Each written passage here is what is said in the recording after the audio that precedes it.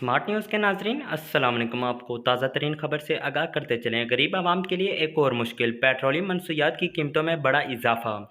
गरीब आवाम की मुश्किलात में मज़ीद इजाफा करने की तैयारियां की जाने लगी। मुल्क में 16 सितंबर से 30 सितंबर तक पेट्रोलियम मनसूयात की कीमतों में इजाफे का अमकान है।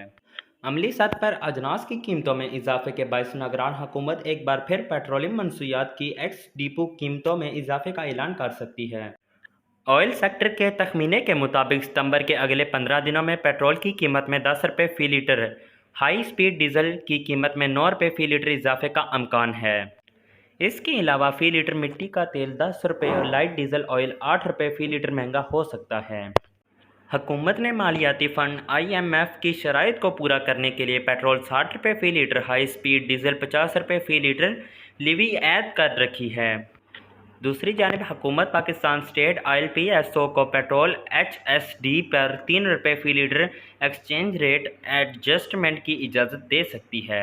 अभी के लिए इजाज़त दें, मिलेंगे इंशाल्लाह दूसरी वीडियो के साथ।